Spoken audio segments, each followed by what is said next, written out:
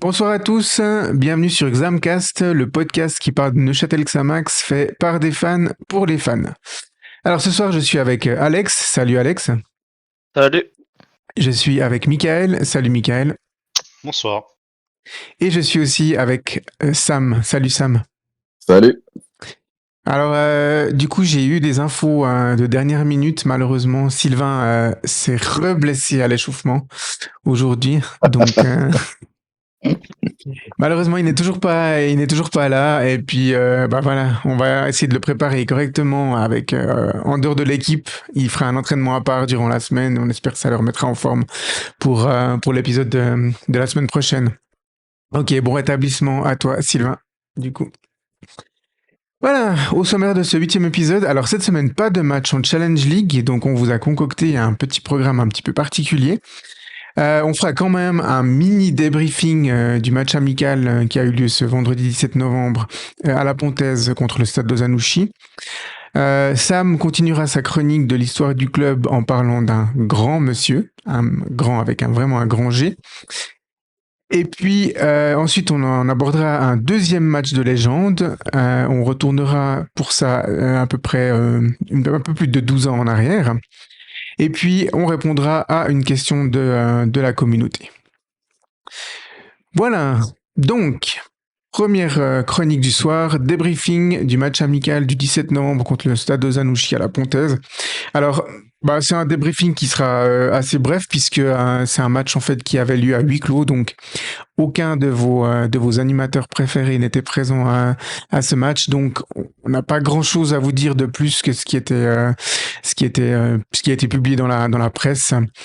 Voilà, une bonne revue d'effectifs, plusieurs joueurs cadres laissés au repos, et puis au final une victoire. Voilà, somme toute assez anecdotique sur le score de 2-1.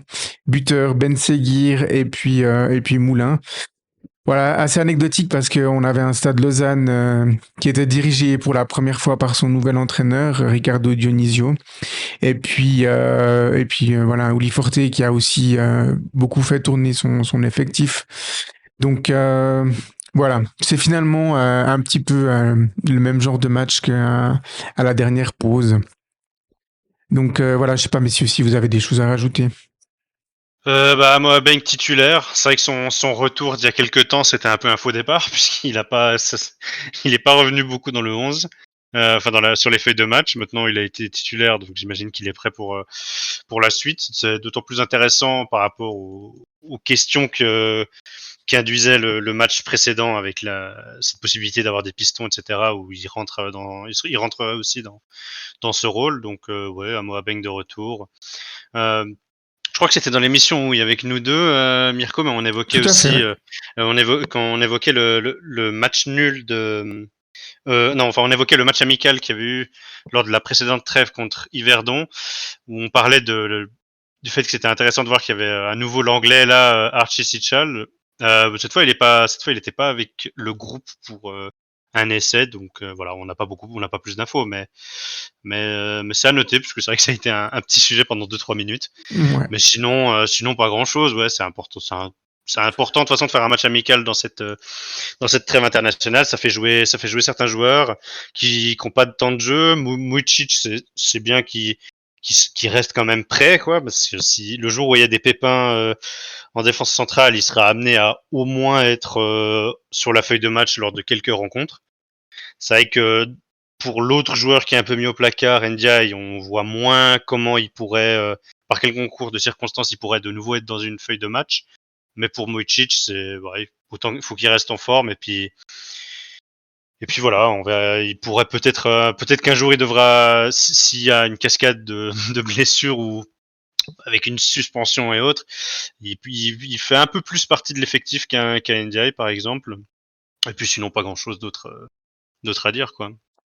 Ouais, apparemment une très bonne prestation de Sébastien Moulin qui a obtenu pas mal de temps de jeu, gros travail apparemment sur le premier but avec la complicité de Bakayoko et puis Ben Seguir à la conclusion, et il est lui-même à la conclusion du deuxième but.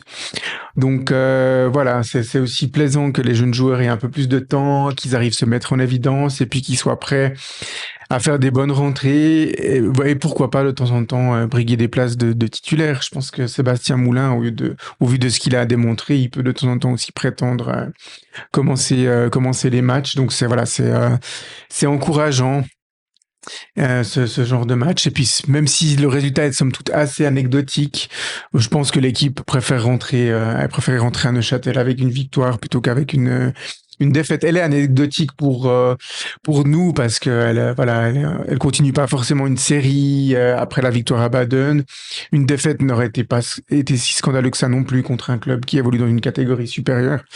Mais voilà, c'est probablement aussi important pour les joueurs de rester dans une dynamique positive. C'est vrai que t'as évoqué Bakayoko, ouais, qui en championnat enchaîne beaucoup moins ces derniers temps. C'est bien aussi qu'ils prennent un peu de temps de jeu. De toute façon, c'est primordial hein, de placer un match amical pendant cette pause internationale. Oui, oui, puisque voilà, il y a quand même, il y a deux joueurs, de nouveau, Franck Surdé et Zachary Atekame, qui ont été appelés par les M21. Donc eux, ils vont disputer des bonnes minutes, donc rester dans l'intensité. Et puis on a des joueurs qui ont été laissés au repos. Pour moi, c'était tout à fait intelligent de pas aligner un Simone Rapp, qui est peut-être encore un tout petit peu fragile avec sa cheville. On tremble des fois un peu quand on le voit rester au sol après un contact. Ou alors des joueurs comme Danilo Del Toro, Sead Ahirovic, Del Toro qui joue tout le temps en plus. Théo Guivarch aussi, qui ont Kenan Fatkic, sauf erreur, il a pas joué non plus, Mats Sambrich non plus.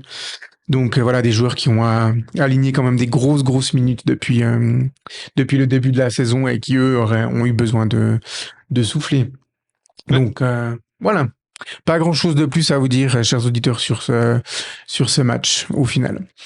Du coup, ça me permet de passer la parole à Sam, qui va nous conter la suite j'allais dire de ses aventures, non, mais des aventures de notre club de cœur, Neuchâtel Xamax. Donc, la dernière fois, on en était resté, si je ne me trompe pas, à la fusion entre le FC Xamax et le Neuchâtel Cantonal, qui a donné Neuchâtel Xamax. Puis, la montée vers l'élite, c'est juste, hein, Miss Sam, on en était resté là. Exactement. Alors, qu'est-ce que tu as à nous raconter pour cet épisode? Donc là, je vais faire une petite parenthèse sur notre ami Gilbert et comment il a évolué avant de devenir le grand président qu'il a été. Donc, Monsieur Gilbert Facchinetti est né un 28 janvier 36 à Lausanne, dans une famille originaire italienne. Le football est alors une histoire de famille intimement liée au FC Xamax. En effet, son père Silvio, donc pas Bernasconi, on est d'accord, a évolué en Serie A avant de devenir président d'honneur du FC Xamax après la Deuxième Guerre mondiale. Alors que ses deux oncles ont porté le maillot de l'équipe de Suisse, son oncle André, à lui, était entraîneur du club. Comme son père, Gilbert Facchinetti devient boucher après avoir fait un apprentissage dans cette profession. Gaucher au gabarit imposant, il commence sa carrière de footballeur au FC Cantonal Neuchâtel avant de rejoindre le FC Xamax, puis le FC Grange. Il a ensuite joué au Servette FC et reçoit plus tard une offre du Génois avec à la clé un salaire de 6 000 francs suisses qui est plutôt énorme à cette époque-là. Son oncle décède au même moment et son transfert capote malheureusement et Gilbert Facchinetti devra mettre une parenthèse à sa carrière et a été poussé par son père dans l'entreprise familiale. Il met alors sa carrière de footballeur au second plan, jouant au FC Bienne avant de finir sa carrière au FC Xamax. Ainsi, en 1966, il cumule son statut de joueur avec les fonctions de directeur technique et de responsable de la première équipe, alors nouvellement promu en Ligue nationale B. Il met un terme à sa carrière en Ligue nationale B en fin de saison 66-67 afin de se concentrer sur son rôle de dirigeant.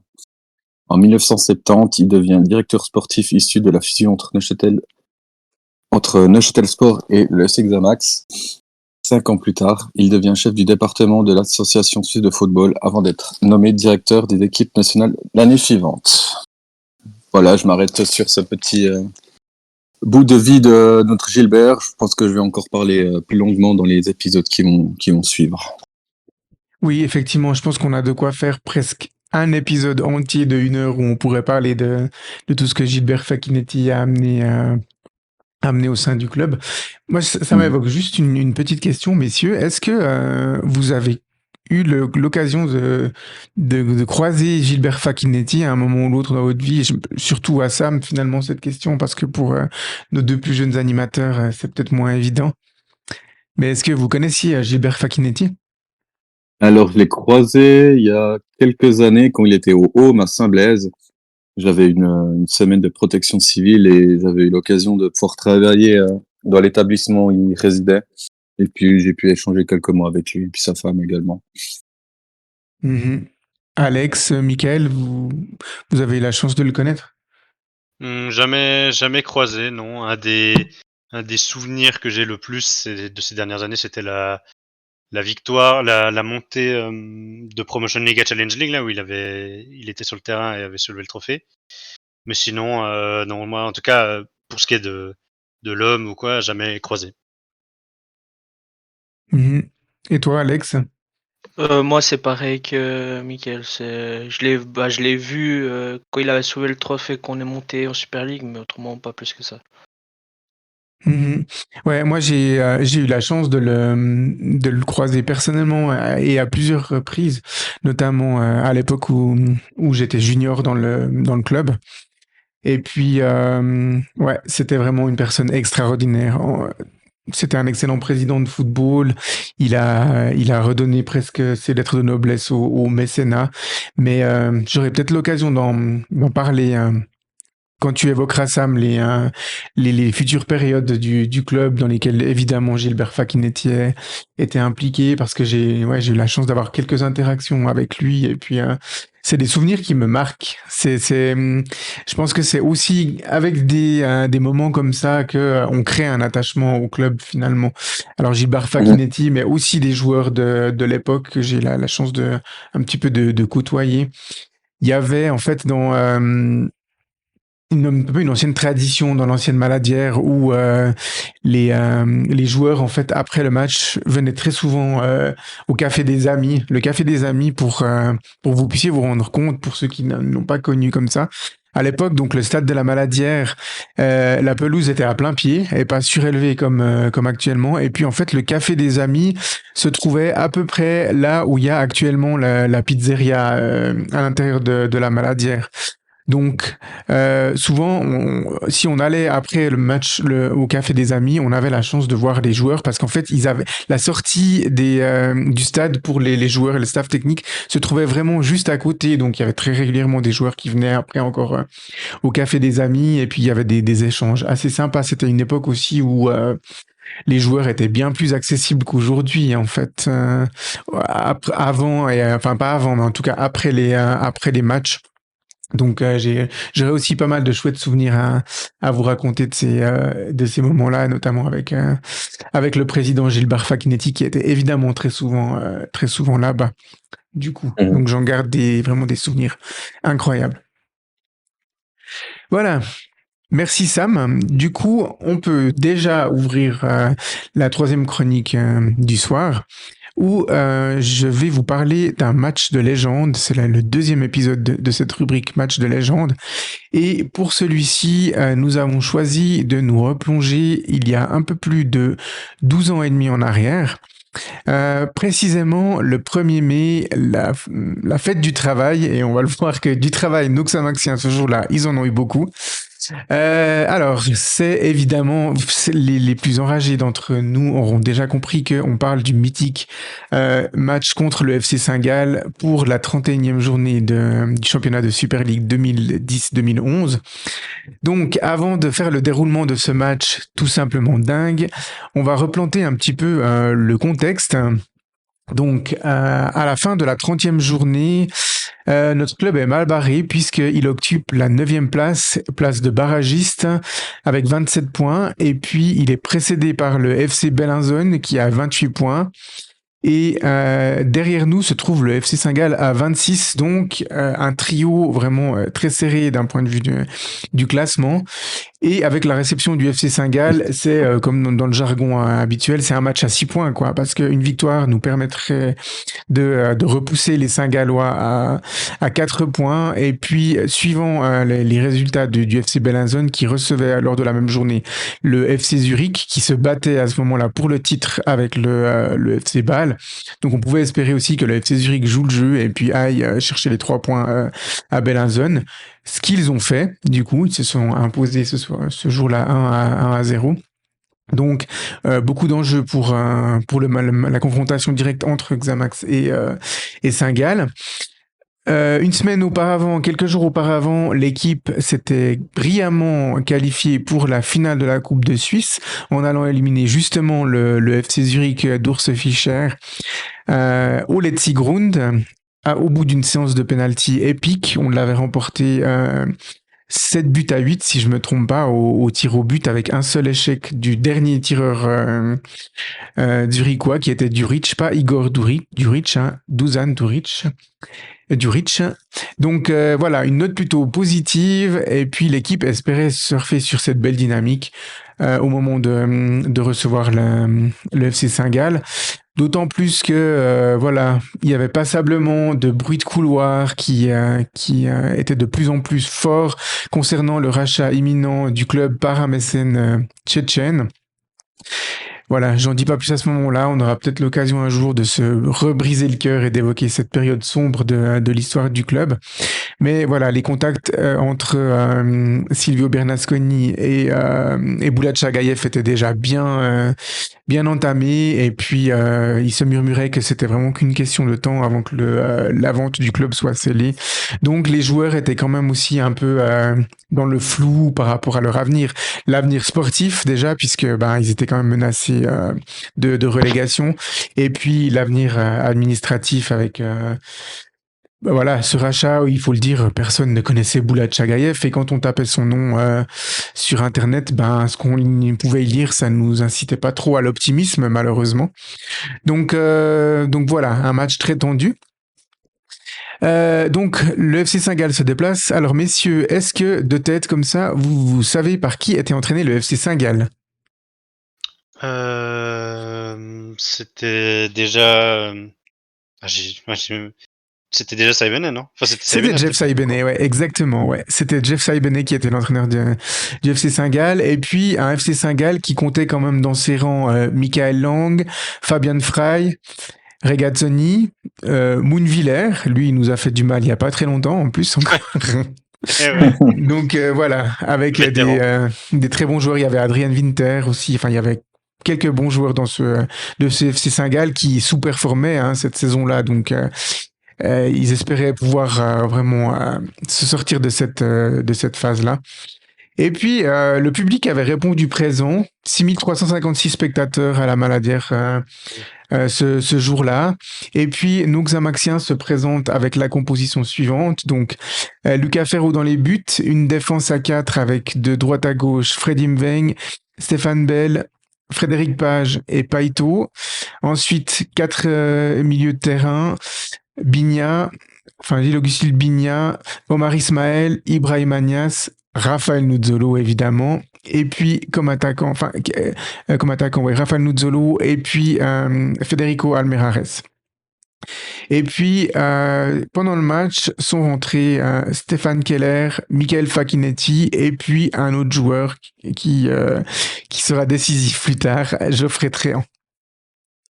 Alors ce match, voilà, c'était un match qui pouvait pas être comme les autres finalement, puisque au bout de 18 secondes, c'était déjà l'ouverture du score pour Neuchâtel Xamax sur une très très belle combinaison.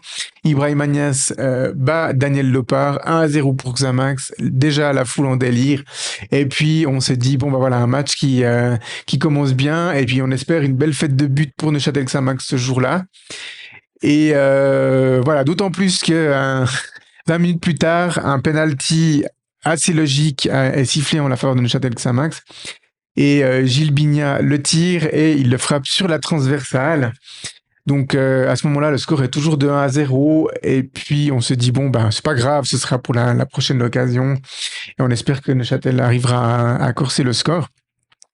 Ensuite, 25e, premier fait de jeu, dans les airs, duel aérien, Federico Almerares joue du coude, carton jaune. Voilà, ça aurait pu être un fait de match anodin si ça n'avait pas été suivi 12 minutes plus tard, à la 37e, par exactement le même fait de jeu, duel aérien, il laisse le coup de traîner. Et puis l'arbitre, ce jour-là, c'était Monsieur Bierry, si je ne me trompe pas. Il était réputé pour être très pointilleux, Monsieur Bierry, et il sort exactement le même carton jaune. Mais là, c'est pas scandaleux non plus, donc voilà. À partir de la 37e, pour un double carton jaune, Neuchâtel Xamax se retrouve à 10. Et on se dit à ce moment-là, ça va être un long match. Jusqu'à la mi-temps, quelques actions, quelques incursions saint-galloises, mais la défense neuchâteloise tient le coup. Les deux équipes rentrent au vestiaire. 1-0 pour Neuchâtel Xamax, mais à ce moment-là, on n'est pas très confiant puisqu'on joue à 10 et on sentait déjà le FC Saint-Gall prendre l'ascendant. Alors, je m'adresse à toi, Sam, parce que je sais que tu étais présent à ce match. Comment tu l'as vécu cette première mi-temps, tu te souviens? On va dire que je le sentais bien parce qu'on avait marqué après 18 secondes, donc je me suis dit ça va être un magnifique match de foot. Comme tu l'as dit au début, on va avoir des buts, on va être heureux en ce 1er mai. Et puis après, avec le carton rouge d'Almerares, si je me trompe pas, Ouais, c'est ça. c'est vrai que j'ai commencé à me mordre un peu les doigts. Je me suis dit, ah, ça va être compliqué. Et puis, à ce moment-là, j'étais encore plutôt zen. Je me suis dit, à 10 contre 11, c'est encore faisable.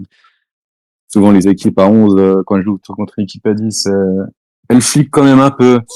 Mais ça allait. C'est plutôt après que ça va se tendre.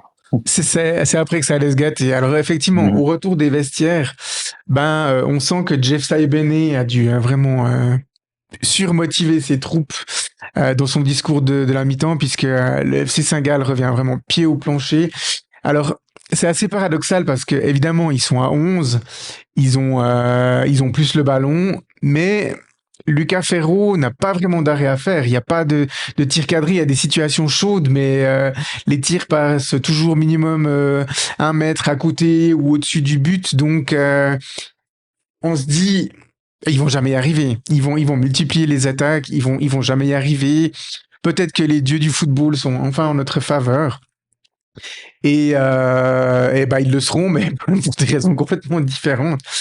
Et puis, un nouveau coup du sort à la 70e, une phase de jeu complètement anodine qui implique Marcos Gelabert. Donc, un incident tout bête, en fait. Une touche en faveur de Neuchâtel Xamax. Et puis, Gelabert garde le ballon dans les mains avant de le donner à Bignac qui allait faire la remise en jeu parce qu'il a cru comprendre que Didier Olé-Nicole allait faire un changement à ce moment-là. Donc, il garde le ballon.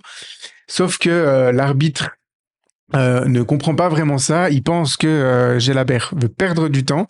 Donc, il le sanctionne d'un premier avertissement pour geste antisportif, perte de temps.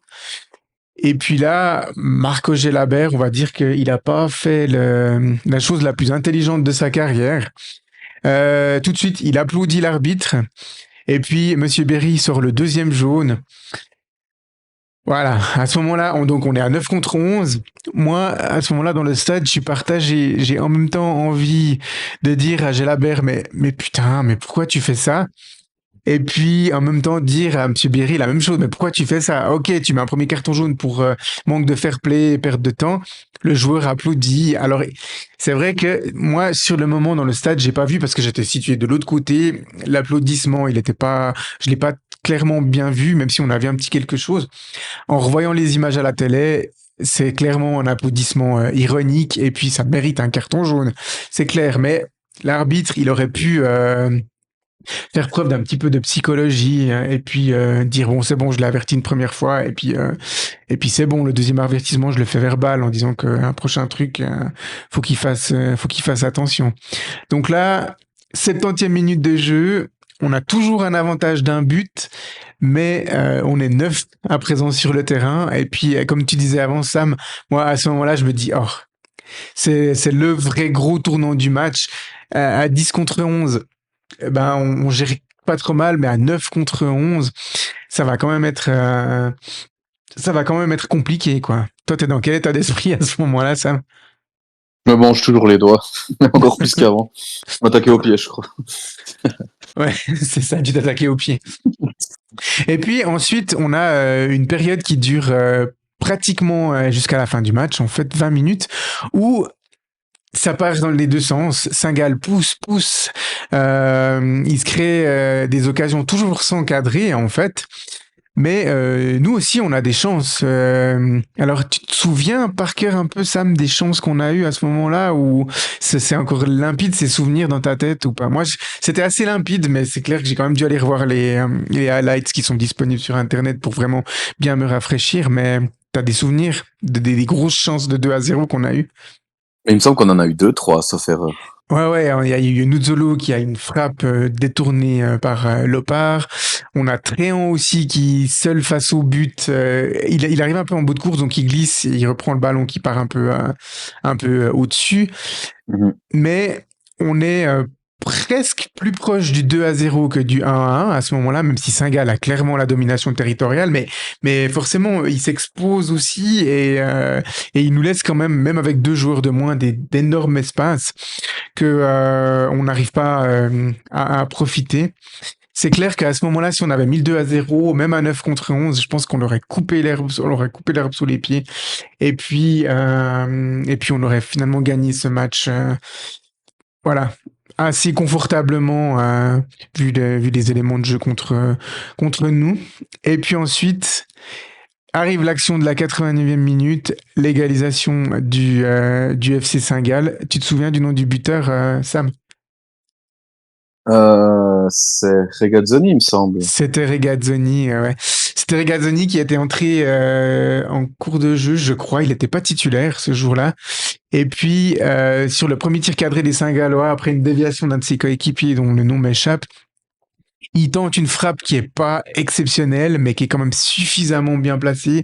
Et puis Luca Ferro se couche un peu trop tard et la ballon lui passe sous le ventre. Et là, on se dit... Ah. Alors des buts dans les arrêts de jeu, on en a pris des tonnes ces dernières saisons et on en est presque devenu blasé de voir Xamax prendre des buts à la fin de match ou dans le temps additionnel. Mais à ce moment-là, celui-là, on se dit, purée, on passe de plus 4 à statu quo avec Saint-Gall. Et puis on se dit, mais putain, à la fin de la saison, ça va être compliqué, quoi, si on bat pas Saint-Gall. Donc on se dit, et puis surtout on se dit, mais il y a encore 3 minutes à disputer, quoi. Maintenant qu'ils ont égalisé, ils vont même ils vont encore pousser et puis ils vont prendre les 3 points, quoi. On risque même de tout perdre sur quelques minutes de jeu parce qu'on est, faut-il le rappeler, en très nette infériorité numérique, quoi. D'autant plus avec ce qui arrive après. C'est ça, d'autant plus avec ce qui arrive après. Alors, Raphaël Nuzzolo, il a jamais été réputé pour ses énormes interventions défensives au sein de Xamax. C'est pas ce qu'on lui demandait. Mais alors celle-ci. Celle-ci, elle est fabuleuse. Ah ouais, il prend du coup 3e carton rouge en faveur de Neuchâtel Xamax. Mais alors le premier rouge direct, alors celui-là, il ne souffre de aucune discussion. Je pense que un ciseau par derrière comme ça, c'est rouge matin, midi et soir. Et puis on se dit, bon, allez, c'est les arrêts de jeu, il se sacrifie, il empêche peut-être une situation dangereuse pour Saint-Gall, il y a un centre qui arrive dans la boîte et tout. Voilà, il reste, à ce moment-là, on se dit, ben voilà, au moins tenir ce point. Et puis après, l'impensable arrive, 94e minute. Une récupération très haute de la part de Stéphane Bell au milieu du terrain. Une récupération, à mon avis, presque un petit peu fautive. Il y a un contact avec le Saint-Gallois, mais l'arbitre laisse jouer. Et puis, Stéphane Bell voit Geoffrey Tréant sur le côté. Et là, en fait, ce but, il est incroyable dans le contexte, mais il est aussi un peu improbable parce que on avait l'impression au début de sa course, Geoffrey Tréant, qu'il avait bu en fait. Et Ah puis ouais, clairement. il arrivait plus à marcher droit. Pourtant, il était encore relativement frais hein, par rapport au cet autre coéquipier sur le terrain. Mais il s'en couble au début de l'action, puis on se dit ça y est, il va s'étaler tout seul. Et Au puis moment non, du crochet, ouais. il résiste, il tient debout, il résiste au retour de deux défenseurs, il tient bon, et puis ensuite il a la lucidité au moment de se présenter devant l'Opar, de glisser la balle hors de portée. Je sais pas combien de décibels ont été enregistrés à ce moment-là dans le stade, mais à mon avis beaucoup. J'ai très très rarement vu une explosion de joie dans la Nouvelle Maladière autant grande que après ce but. Moi, j'étais sonné en fait. En même temps, je me disais putain, parce que c'était un but assez improbable quand même vu comme il est venu, mais aussi dans le contexte. Je veux dire, mais putain, ce match finalement, on a perdu les 3 points et puis ensuite on revient vraiment de nulle part comme ça. C'était, ouah, c'était incroyable. Toi, t'es comment à ce moment-là, Sam?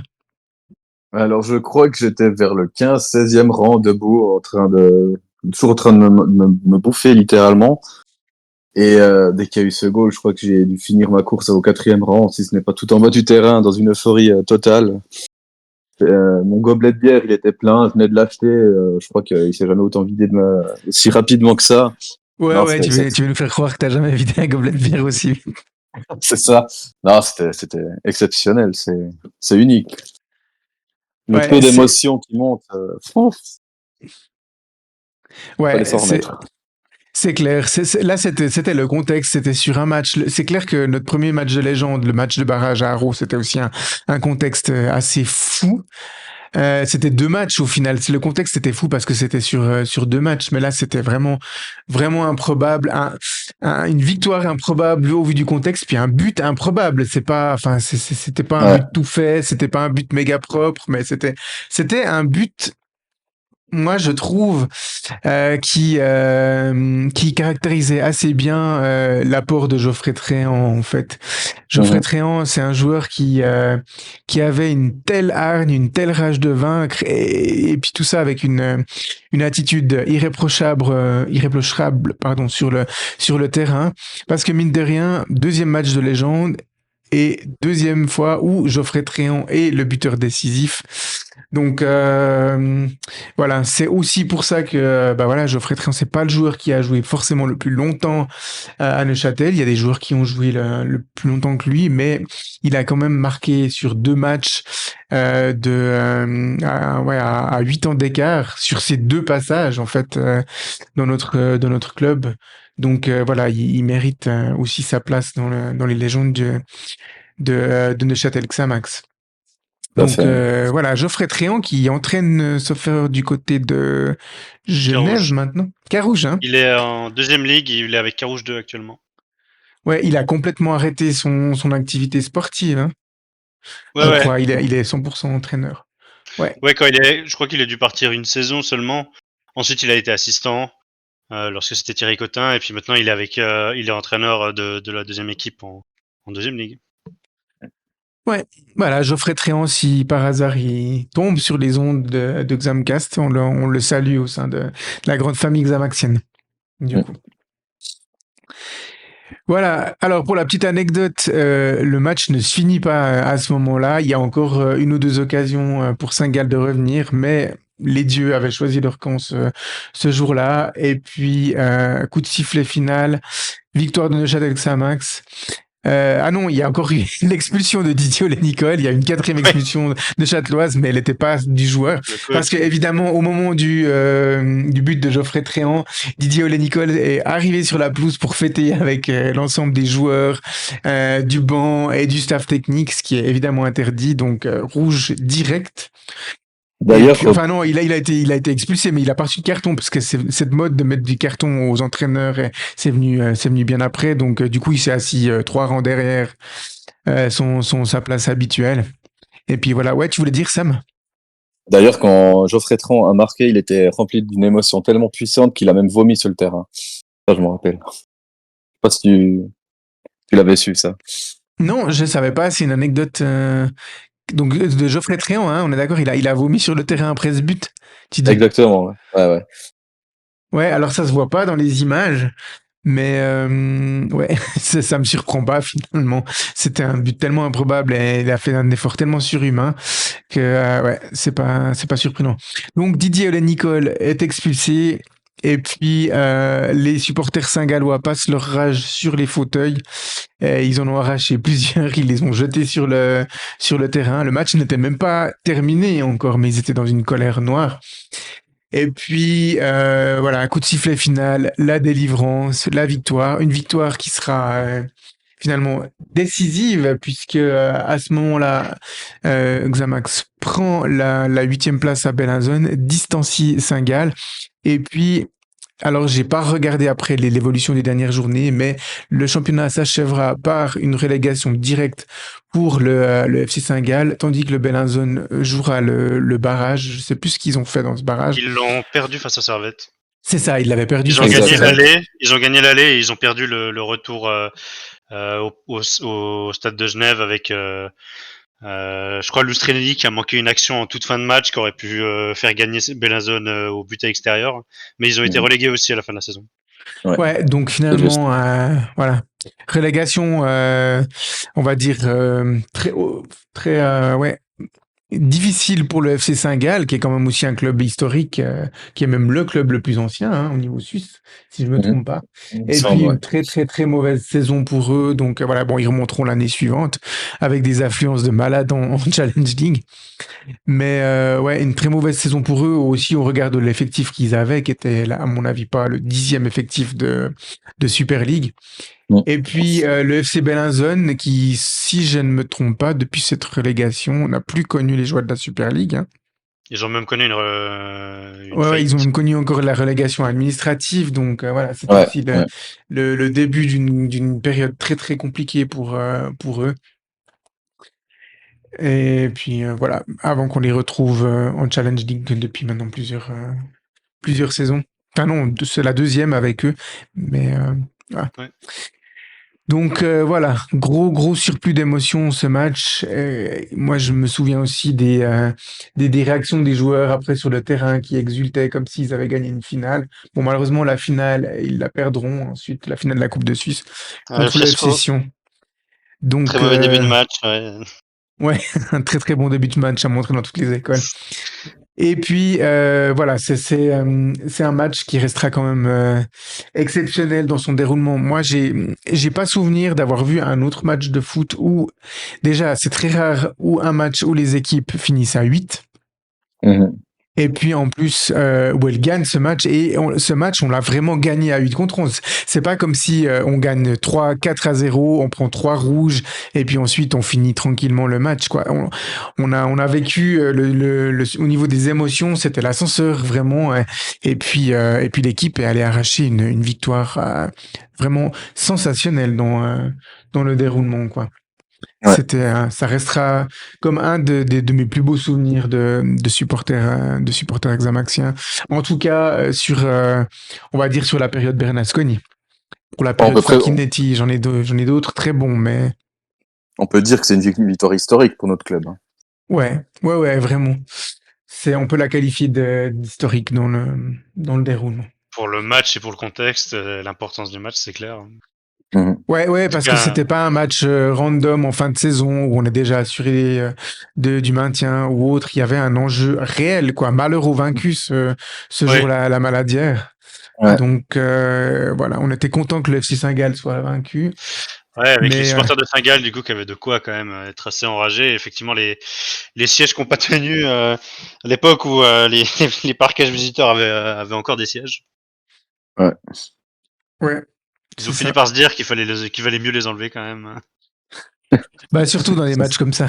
Ouais, bah On sait- la première année de Super League, il y a aussi Getse, hein, quand on les a condamnés presque à ouais, la relégation, qui les a enlevés. Après, ils ont dit on les enlève, c'est bon. c'est clair. Ouais, les supporters de Getse, ils avaient fait beaucoup de dégâts aussi dans le stade En et puis ville. en Ouais, ouais. ville de Neuchâtel. C'était assez fou. Voilà pour cette rubrique match de légende. On peut passer déjà à la dernière rubrique du soir, la question de la communauté. Donc, pour cette semaine, nous avons choisi la question. Alors, je pense que je vais très largement écorcher son pseudo. Je le prie déjà de m'excuser. Donc, alors il faut que je retrouve dans mes notes. Excusez-moi, c'est les aléas du direct. Alors Sam, est-ce que tu retrouves la question avant moi peut-être? Celle qui parle des déplacements. Oui, bah oui, c'est celle-là qu'on a choisie. Alors la Euh, question, tu veux que je la lise ou... ouais, tu peux la lire, ouais. Alors la question, c'est pourquoi les Neuchâtelois hors Non, ultra... c'était pas celle-là. C'était pas Non? celle-là. C'était. Ah voilà, c'est bon, je l'ai retrouvé. Alors c'est le pseudo, c'est Ahaya A H CH Sud _D. J'espère que on n'a pas trop écorché ton pseudo, on s'excuse. Qui nous disait faites-vous les déplacements pour voir Xamax à l'extérieur? Alors il a posé plusieurs questions. Effectivement, il a posé la question par rapport à pourquoi les Neuchâtelois hors ultra se déplacent rarement. Et puis on n'a pas choisi cette question parce qu'il y a justement une question qui était plus personnelle et qui s'adressait à nous en disant faites-vous souvent les déplacements pour voir Xamax à l'extérieur? Donc on trouvait plus pertinent de vous parler de nos expériences des déplacements plutôt que de dire pourquoi les Neuchâtelois se déplacent pas, parce que personnellement, j'ai aucune idée de pourquoi les Neuchâtelois ne se déplacent pas. Et puis il avait posé une autre question qui était quelles sont vos ambitions pour les saisons à venir? On a déjà plus ou moins répondu à cette question lors d'un épisode précédent. Donc il nous avait posé 3 questions. Donc on a choisi cette question-là. Alors, Alex, du coup, est-ce que tu fais souvent les déplacements à l'extérieur? Non, je fais pas sous les déplacements. En général, je fais ceux qui sont assez près, mais ceux qui sont genre Chafouz, tout ça, je les fais jamais. Bon, Chafouz, c'est pas loin, ça va. Ouais. Va dire aux Brésiliens, ouais, moi les déplacements à 400 km, moi je les fais, mais par contre ceux à 2500, c'est un peu loin. Non, mais après c'est vrai que c'est aussi des questions de génération déjà. Bah t'es le plus jeune, donc c'est assez logique que tu aies fait moins de déplacements que nous autres. Et puis, parmi les 4, tu es le seul à être encore actif, on va dire, sur le terrain, dans le monde du football. Donc, tu es le seul à avoir encore régulièrement des entraînements et puis des matchs. Donc, Ouais. pas toujours facile d'accorder ton agenda de footballeur à celui de ceux de Xamax. Exactement. C'est clair. Hein. Nous, quand on était en Super League, justement, je pouvais pas faire de déplacement et j'arrivais souvent à la mi-temps. C'était pas rare que j'arrive à la mi-temps des matchs ou quoi, quand on jouait les samedis. Quand je faisais du foot en même temps et que j'avais les matchs le samedi. Donc c'est vrai que c'est pas toujours simple de lier foot amateur et suivre son club. Alors bon, en Challenge League, on joue maintenant les vendredis, donc voilà. Sauf si tu joues pour Neuchâtel Xamax. Moi, j'ai jamais eu aucun problème. Oui, voilà. Ils nous foutaient jamais les matchs en même temps ou proches de Ah, c'est l'équipe clair quand Fagnon, je quoi. ouais, c'est vrai que ça aide. Donc, voilà. Donc concrètement, tu as eu l'occasion de faire quoi, Alex, comme déplacement? La Pontaise, la Tuilière et puis le stade, je sais plus comment il s'appelle à Yverdon, mais à Le Yverdon du coup. municipal. Le stade Ouais. municipal. Ok. Donc c'était très récemment finalement, puisque la Tuyère est assez jeune hein, comme stade. Ouais. Ils en sont à quoi? La 3e saison maintenant à la Tuyère? Ouais. Ils attaquent la 3e, hein, je crois. Ouais. Ils ont Mais fait il est- une en Super League et une en Challenge League, puis maintenant ils entament la Oui, parce que troisième. ouais, c'est ça. Parce que l'inauguration, c'est quand ils sont montés. Ah ouais. Ouais, Je me ouais. souviens, ils avaient encore joué un. Oui, bah la saison où ils montent, ils étaient encore à la Pontaise. Mhm. La saison où ils montent avant de redescendre. Ouais. Et puis Avec du cet coup autre, sur ces cet 3 autre match stades, de légende, le 6-0 pris en coupe. ouais, celui-là on pourra y parler aussi. Ouais, ton sentiment un peu de ces 3 stades que tu as pu visiter par rapport à la Maladière. Euh, Bah, celui d'Yverdon, le stade municipal, c'est un stade très basique, qui est un peu pour les plus basses divisions, quoi. Oui, d'ailleurs C'est- ça se prouve maintenant, hein. C'est un Il y a, c'est un stade de basse division. Il y a pas, évidemment. il y a pas tellement grand chose à dire sur ce stade-là, quoi. La Tuilière, ça ressemble quand même pas mal à la Maladière. C'est un stade assez moderne, qui est récent, quoi. Puis la Pontaise, c'était un stade vraiment vieillissant qui était un peu tout pourri. Puis ils ont bien fait de le changer, le LS, quoi. Ouais, c'est ça. Moi, j'ai des souvenirs quand même de la Pontaise. Je suis allé en voir plusieurs des matchs à la Pontaise, opposant à l'époque le Lausanne. Je suis jamais allé voir le Slow à la Pontaise, mais je suis allé voir des Lausanne Sport Xamax à plusieurs reprises. Et puis, mon sentiment concernant la Pontaise, il est mitigé. Alors, la Pontaise en juillet-août, c'est top. Et puis, la Pontaise en novembre, de novembre à février, c'est l'enfer. Non, ce Une stade avec catastrophe. la piste d'athlétisme, avec tous les vents de la plaine du Loup qui nous reviennent dans le stade, on se gèle les parties. Enfin, voilà. Pour Ouais, autant que le match ne soit pas passionnant, et il y a eu des Lausanne Xamax qui n'étaient pas passionnants. Et ouais, j'ai passé des mi-temps assez compliqués, des matchs ou des mi-temps assez compliqués à la Pontaise, j'avoue. ouais, déjà que les stades avec des pistes d'athlétisme pour les ambiances, c'est jamais les plus chaleureux. Ouais, c'est clair, hein. Moi, la Pontaise, pour personnellement, c'est aussi quand t'es dans les bancs de la presse, t'es très très loin du terrain. T'es tout en haut, plus la distance avec la piste d'athlétisme. Ouais, du coup, tu Ah, regardes le match à la télé pour mieux le voir. c'était vraiment au-dessus du perchoir. Moi, je me souviens pour le Slow Xamax de l'année passée, c'était quelque chose de fin de saison dernière. Ouais. Et puis, du coup, merci à Alex. Michael, parle-nous un petit peu de ton expérience en déplacement. Moi j'en fais beaucoup depuis quelques temps, mais c'est vrai que ça date, c'est pas hyper récent, donc j'ai pas des même si j'en fais beaucoup, j'ai pas des déplacements hyper mémorables puisque c'est des récents. Ça fait depuis 2 ans quoi, on va dire 2-3 ans. J'en avais déjà fait quelques-uns en Super League quand on est remonté en Super League, mais ouais. Plutôt, avant ça, j'étais plus jeune et j'allais pas faire forcément les déplacements par moi-même, mais sinon, les premières fois où je me déplaçais vraiment, c'était en 2019 pour aller voir. J'étais allé voir le 4-1 à Berne contre IB. Le match de coupe en début de saison face à Yverdon aussi. Et puis sinon, j'enchaîne surtout maintenant depuis qu'on est en Challenge League. Donc voilà, c'est pour dire que ouais, mais j'en fais beaucoup moi. Tous les stades de Challenge League cette année, je les ai déjà fait au moins une fois. Pas forcément cette année. Je suis pas allé à Vaduz cette année, mais j'y suis déjà allé au Rhein Park. Et voilà, mais vu que c'est sur cette période où il s'est pas passé grand chose de positif sportivement, ouais, j'en fais énormément, mais j'ai pas beaucoup de moments mémorables, on va dire, en déplacement. Mais ouais, j'en fais pas mal. J'aime beaucoup ça, que ce soit en parkage ou sur les bancs de la presse pour écrire. Et voilà, c'est un peu mes Est-ce que tu as quand expériences. même un stade qui, hors la Maladière, hein, évidemment, qui t'a particulièrement impressionné pour une raison ou pour une autre? Alors, sans parler d'impressionner, en termes, puisque je fais un peu, j'ai pu un peu faire des deux. Pour ce qui est de la pure expérience supporter visiteur en parkage, euh, je, moi ce que j'ai préféré c'est le parkage à Vaduz parce que c'est là où t'as la meilleure visibilité. Vraiment, t'as juste une tribune entière à toi, quoi. Et donc t'es parfaitement derrière le but. Tu te sens, alors, en termes de distance, je sais pas si c'est en termes de distance au terrain, je sais pas si c'est 100% comparable, mais c'est à peu près la même visibilité qu'être en D4 à la Maladière, quoi. Ouais, c'est ça. Ce qui est clairement pas le cas de tous les parkages. Donc pour une expérience de supporter visiteur, c'est vraiment pas mal le parkage à Vaduz. C'est mon préféré. Et puis sinon, Il y a un mec qui aime aller bien Vaduz quand même. Il faut le dire, Michael, tu fais partie d'une espèce en voie de disparition quand même.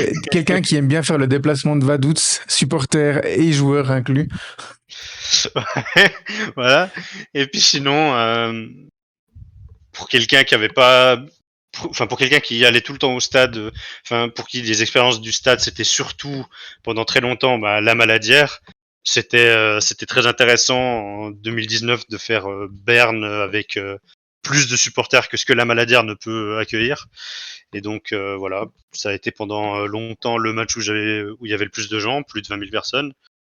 Ouais, je dirais c'est pour ce qui est d'impressionnant, même si c'était pas la plus grosse ambiance qu'a connu IB, parce que c'était un stade somme toute anecdotique pour eux, enfin de milieu de saison. Mais je dirais ouais, le Wankdorf c'était sympa quoi. Mhm. Tu parles bien du nouveau Wankdorf, toi. Hein. Ouais, alors moi j'ai connu que le nouveau. Ouais. Mhm. Ok. Ben, merci.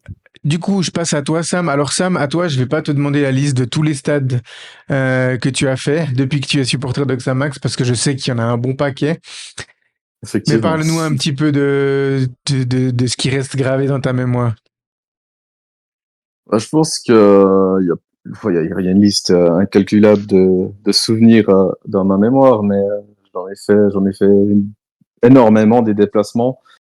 Maintenant un peu moins parce que voilà, j'ai un boulot qui fait que je travaille le vendredi et puis le samedi. Donc si c'est pas un dimanche, ben malheureusement je peux plus me déplacer. Et en ayant un enfant aussi, ben je vais mettre un peu en parenthèse les déplacements que je reprendrai un peu plus tard. Oui, ça, Mais on fait une petite parenthèse. Mesdames, messieurs, si vous voulez vous consacrer à plein temps à votre carrière de supporter de foot, il faut éviter de pratiquer vous-même du football comme Alex, sinon ça vous empêche d'aller voir des matchs. Il faut éviter d'avoir un travail parce que ça bouffe quand même pas mal de temps. Ça nous empêche de faire des déplacements, surtout un travail avec des horaires un peu irréguliers où on travaille le week-end. Sam travaille le week-end. Moi, j'ai eu pendant de longues années aussi des horaires irréguliers. Et puis alors, ce qu'il faut surtout éviter, c'est d'avoir une copine et ou un copain, ou alors dans le pire des cas des enfants, parce que ça, vous faites une croix sur votre carrière de supporter. C'est comme si vous faisiez les ligaments croisés des deux jambes, quoi. C'est fin de carrière tout de suite. une Sylvain quoi. Ouais, c'est ça. Non, Sylvain, il Eh n'est pas en oui, fin de carrière. On espère que il pourra En jouer avec convalescence. son on espère potentiel. qu'elle démarre On déjà. espère qu'elle démarre, voilà. Mais oui, bah forcément, hein, ça un petit peu moins de déplacement. Moi, ce serait un peu la même chose à dire après. Donc, mais qu'est-ce qui reste dans ta mémoire de supporter? Au-delà du contexte lié au match, hein, mais plus lié au En tant que stade ou supporter. autre, les ambiances ou autre. Je veux dire, chaque déplacement est différent. Il y a des ambiances, il y a même des émotions hors stade.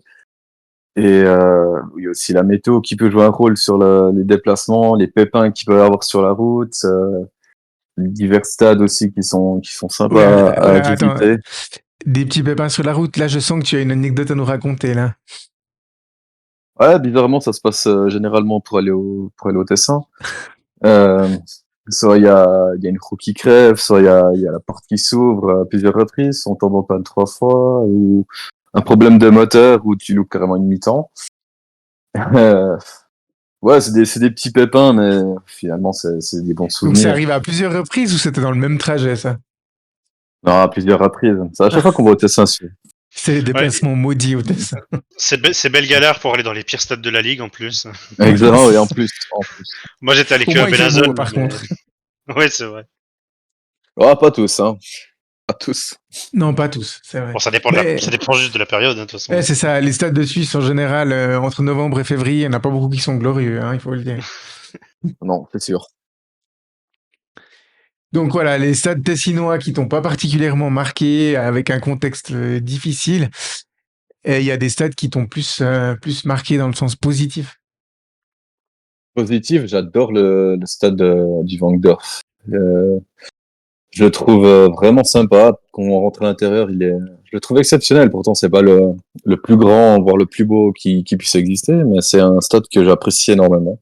Donc toi, Le- tu parles de nouveau Wankdorf, parce que toi, je sais que tu as connu l'ancien Wankdorf, donc il faut préciser duquel tu parles. Oui, oui, le nouveau. Tu parles du Le nouveau. nouveau. Ouais, ouais. Ouais. Le parc Saint-Jacques, il est sympa aussi. Mais alors, le Letzigrund, j'aime beaucoup, contrairement à peut-être 98% des Lui aussi c'est supporters un de alien. Neuchâtel. Et Mm. je parle du nouveau d'ailleurs, parce que l'ancien, Ouais. je l'ai aussi vu. Le nouveau, je l'aime bien, malgré que pas beaucoup l'aiment, mais moi, je l'aime bien. J'aime beaucoup. Et puis sinon, des plus petits stades, les plus récents, tout, non. Le Schütze Euh, Visé est sympa. ouais, ouais aussi, ouais, ouais, il est sympa celui-là. Ouais, il est Ambiance particulière dans un club, c'est sympa franchement. Hein. un peu à l'anglaise, je trouve, entre un moitié moderne, moitié vieillot. Ville, il est sympa aussi comme petit stade. On dirait que c'est un petit stade au milieu d'un quartier parisien. Et puis sinon, Oula, et je bientôt il crois va que nous c'est un dire peu que tout, hein. Ville, c'est le PSG. Presque. On est presque sur les mêmes envergures. Hein. Presque les mêmes envergures, ouais. Ouais, pour te conseiller mes déplacements Xamax, c'est ceux-là qui m'ont le plus Sam, est-ce que marqué. tu as fait de la Coupe d'Europe avec Samax à l'extérieur ou t'as pas eu l'occasion? J'ai pas eu l'occasion, j'étais à peine trop jeune. Je crois que le dernier match de Coupe d'Europe, c'était Auxerre ou Saint-Étienne. Je me rappelle plus C'était lequel était Saint-Etienne. un. C'était Saint-Étienne, ouais. Alors je Mais l'ai c'était à pas fait. Genève. J'étais encore trop jeune, donc j'ai pas pu aller à Saint-Étienne, mais j'étais allé. J'ai fait le déplacement à Genève du coup. Ça, c'était le match à domicile qui était à Genève. Hein. Ouais, C'était- ouais. Ouais, Oui, à exactement. domicile, il était à Genève. Oui. D'ailleurs, Ouais. l'ambiance elle était exceptionnelle avec les presque 15 000 Stéphanois qui s'étaient déplacés. Ah, et en plus, c'est à côté de chez eux, quoi. Donc... Ouais, voilà. Bah voilà, tu vois, les Stéphanois, ils viennent à Genève, ils font pas chier, puis nous, ça gueule parce qu'il faut aller à Chafouz, quoi. Eh, oui. Donc, Ouais, mais bon. ça- C'est déjà que tu te fais le déplacement, mais tu vas dans le stade austère du FC Chafouz. C'est le pour stade un peu affronter l'équipe tristounet. austère. Ouais, aussi. Donc, voilà. Ok, moi, bah, alors, je pense que j'ai été beaucoup moins régulier que toi dans les déplacements à l'extérieur, Sam, bien que j'ai suivi le club depuis un peu plus tôt que toi. Mais je faisais quand même passablement de déplacements. La première période, c'était en famille, évidemment.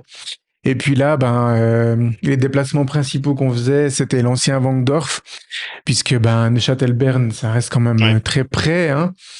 Et puis, c'était l'époque où les autres déplacements, on va dire relativement proches, c'était Lausanne, à la Pontaise. J'ai connu les Charmis aussi à Genève. Alors, les Charmis, j'aimais beaucoup ce Ouais, moi aussi. stade. Il y avait vraiment, c'était assez feutré, avec une bonne ambiance. Et puis, on était assez proche des joueurs. Enfin, c'était une ambiance assez sympa là-bas quand on allait y jouer. Tourbillon, il a pas changé, hein, pratiquement depuis l'époque, si je me trompe pas, mais c'était aussi un déplacement que je trouvais sympa. Je me réjouissais d'y retourner cette année, mais bon, malheureusement, le match allait, j'étais malade, donc j'y suis pas allé. Et puis, voilà, j'ai surtout les souvenirs de ces stades-là, la Pontaise, le Wangdorf, les Charmis, et puis Tourbillon. Je me suis aussi déplacé une fois au Tessin. Alors je me souviens plus. Le truc c'est que je les confonds tous. Ils sont tous autant moches en fait. Ces stades, que ce soit à Ils ont Lugano, le tous une piste Cornaredo, d'athlétisme. le Stadio Comunale. Enfin ils sont, ouais, c'est ça, tous cette piste d'athlétisme. Enfin ils sont Ils se froids, ressemblent c'est tous. Ils se avec le ressemblent même Ouais. tous. public qui gueule. Enfin ouais, ils se ressemblent tous. Mais je crois que c'était à Lugano, c'était le Cornaredo. Puis c'est quand même le club qu'on a le plus affronté depuis les années que je suis Neuchâtel Xamax. J'ai eu l'occasion une fois d'aller à l'Espenmoos à Saint-Gall. Ça, c'est une expérience incroyable. Si vous avez Elle l'occasion était. d'aller voir maintenant un match au Kibun Park, c'est tout autant incroyable parce qu'ils ont, je pense, si on compare ferveur du public en lien avec les résultats, Saint-Gall, ils sont largement au-dessus de- des autres équipes parce que pendant des années, Bâle avait un public incroyable, mais ils cassaient tout en championnat et en coupe. Donc c'était assez logique qu'il y ait une ferveur. Maintenant, pareil avec Young Boys, mais Saint-Gall, voilà, je mentionnais avant en parlant du match de légende, mais en Challenge League, c'était le seul club qui arrivait à aligner des 15 000, des affluences entre 15 et 20 000 spectateurs. Même des équipes comme Neuchâtel, Servette, Lausanne, quand on a évolué en Challenge League, on n'atteignait même pas les 10 000, voire très souvent même pas les 5 000. Donc ça montre à quel point le stade est incroyable. Pour moi, c'est vite vu, le FC Saint-Gall, c'est le Dortmund de Suisse à ce niveau-là. Tu Ah ouais, remplaces le clairement. jaune par le vert, mais au niveau de Ouais. l'ambiance, c'est incroyable. Alors paradoxalement, j'ai beaucoup aimé le déplacement. On s'était pris une branlée, comme très souvent à Saint-Gall. On n'est pas très souvent revenu avec un résultat positif de là-bas, mais rien que pour l'ambiance, ça vaut le déplacement. Alors, contrairement à Chafouz, puisque c'est à peu près la même durée, on peut y aller les yeux fermés. À Saint-Gall, on est sûr de passer un très bon moment de football. Sinon, j'avais fait le Hartturm. À l'époque, je suis pas Ah, souvenir ouais. du Letzingrund, mais le Hartturm, je l'ai fait. l'ancien stade de Ça devait être Grasshopper. sympa, ça. J'aime Ouais, bien. c'était assez sympa. Puis à l'époque, Grasshopper, c'était l'équipe à abattre, quoi. C'était moi quand j'ai commencé à suivre le club, c'était Getse qui empilait un peu les titres, donc c'était toujours un déplacement difficile, mais avec une belle ambiance. À l'époque, Getse était plus suivi que le FC Zurich. Maintenant, c'est plus tellement forcément le cas au vu des performances récentes des deux clubs.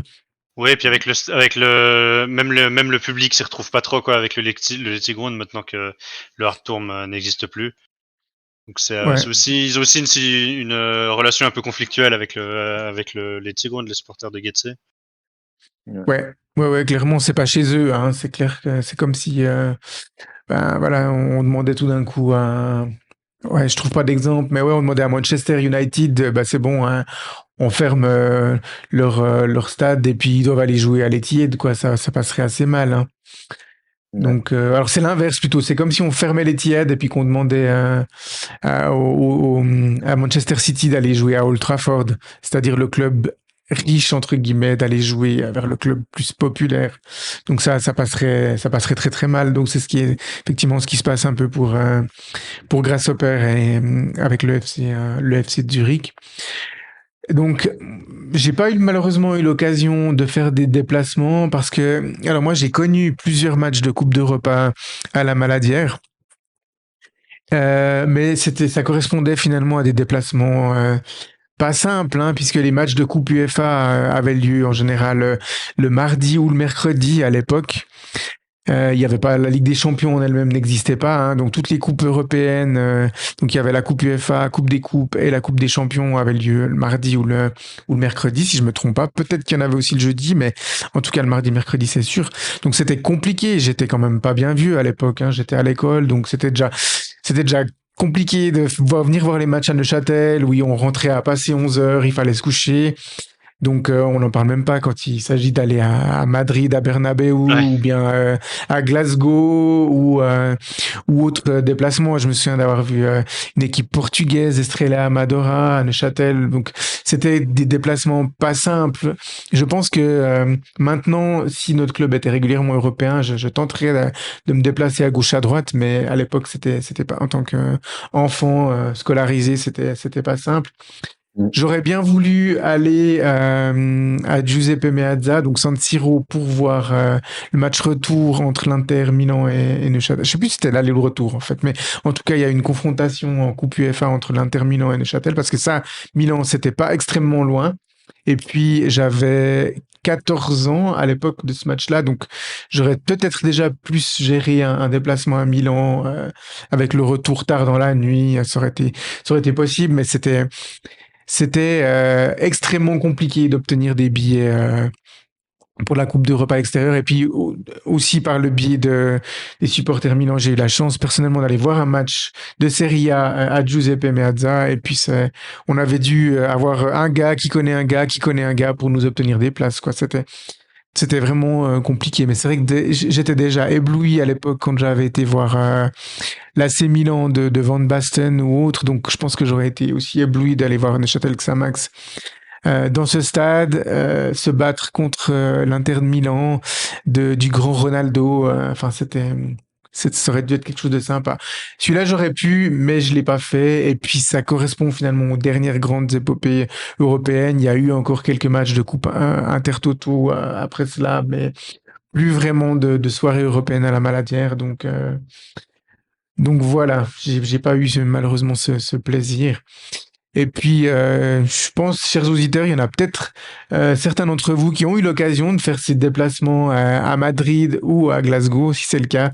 N'hésitez pas à vous manifester sur nos réseaux pour vous parler de cette expérience-là, puis on se fera un plaisir d'échanger avec vous et puis d'en toucher peut-être quelques mots lors de l'émission de la semaine prochaine.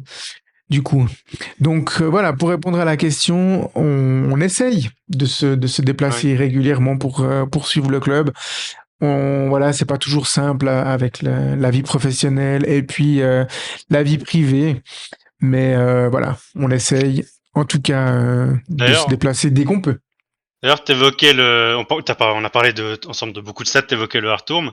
Le dernier adversaire de Getse à y avoir joué, c'était Xamax, qui avait gagné 2-1. Tout à fait, ouais. Ouais. Exact. Avant que le stade soit démoli. Donc c'est pour la petite anecdote, Xamax est un petit peu lié aussi à l'histoire de ce stade du coup. Mhm. Exact. Ouais.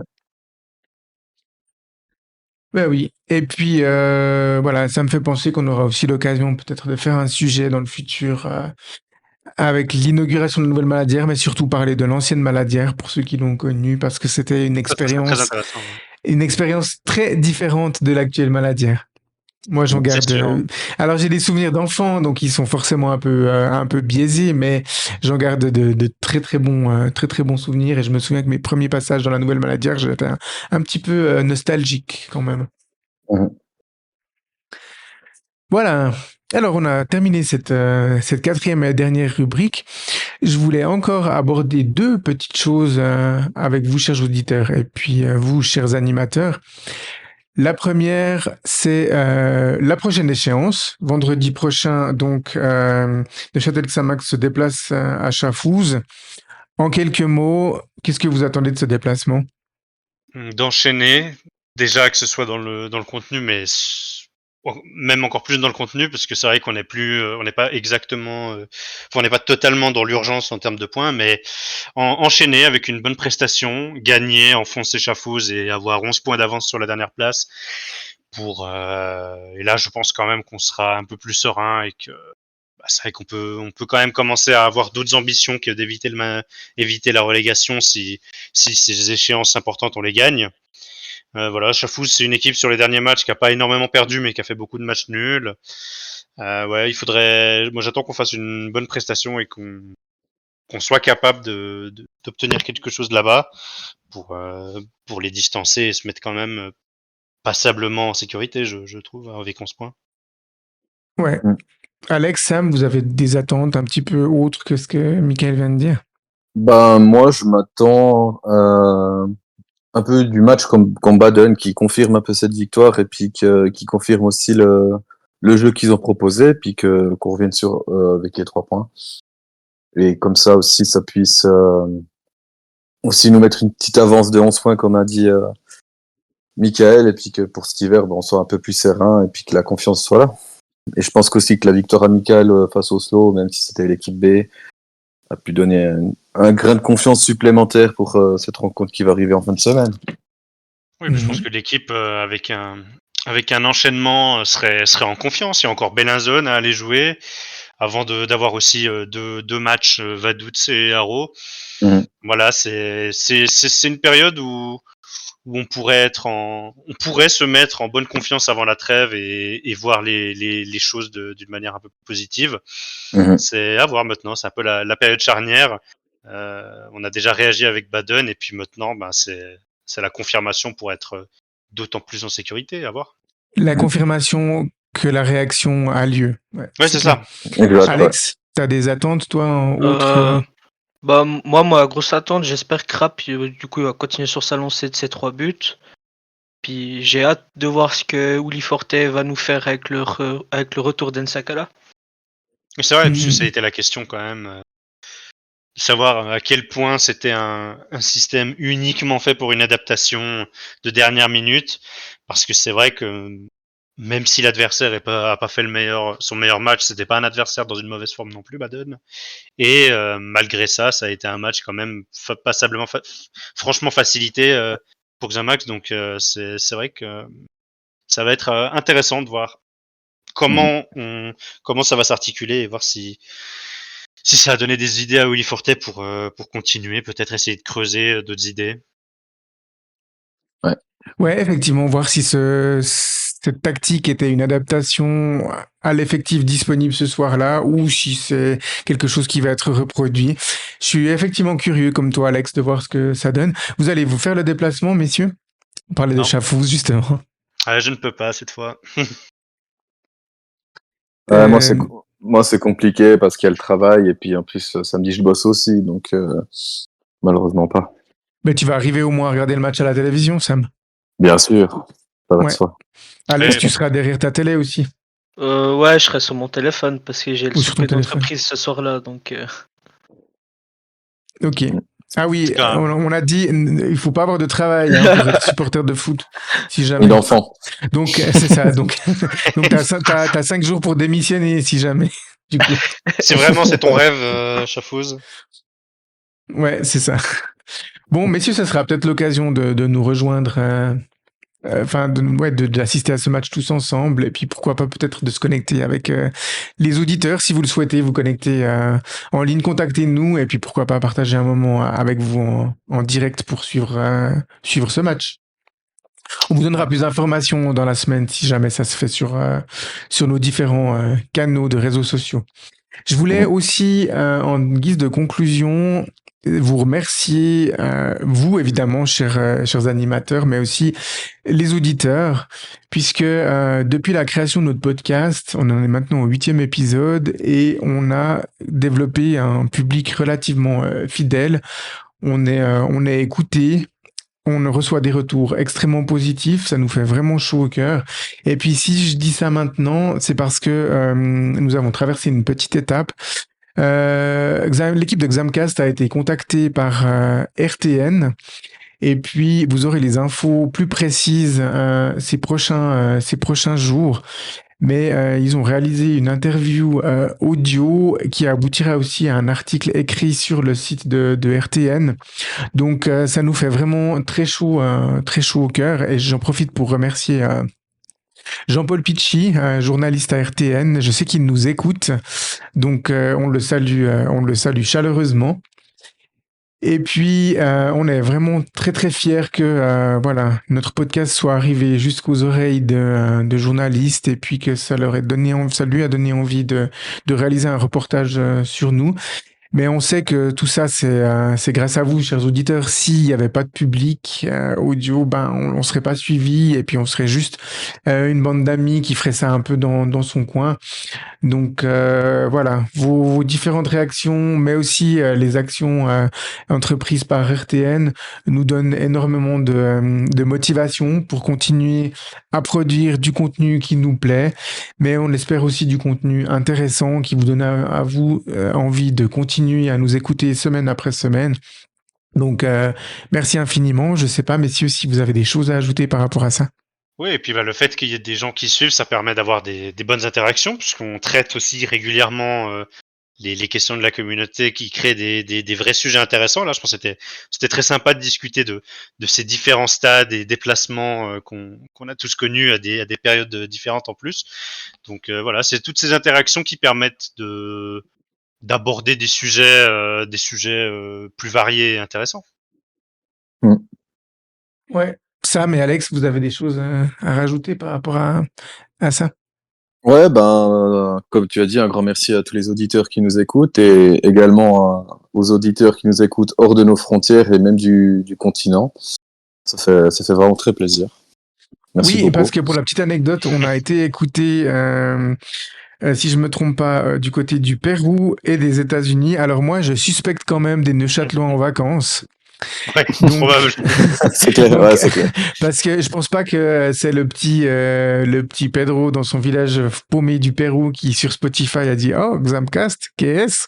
Donc je pense plutôt que ce sont des Neuchâtelois expatriés. Donc si, chers auditeurs, si vous êtes le Neuchâtelois qui était en vacances au Pérou et ou le Neuchâtelois qui était en vacances aux États-Unis en écoutant Xamcast, on vous remercie pour le référencement. C'était très hyper drôle. sympa et n'hésitez pas à vous signaler. On aimerait Alors, bien que vous parliez de votre expérience d'écouter Xamcast en vacances. On en est très honoré parce que moi, quand je suis en vacances, je me déconnecte de tout ce qui est en lien avec la Suisse. Donc pour voilà. l'écoute de la Nord-Amérique, je suspecte ma famille qui vit là-bas d'écouter. Je repose la question. Ouais, Ah oui. avec grand plaisir. Donc voilà. Merci à vous, chers auditeurs. Merci à vous, je l'ai dit avant. Et puis, voilà, bonne soirée à toi, Alex. Bonne soirée à toi aussi, Michael. Et bonne soirée à toi, Sam. Et puis, à la semaine prochaine. Bye bye. À Bye dimanche bye, prochain. bonne soirée.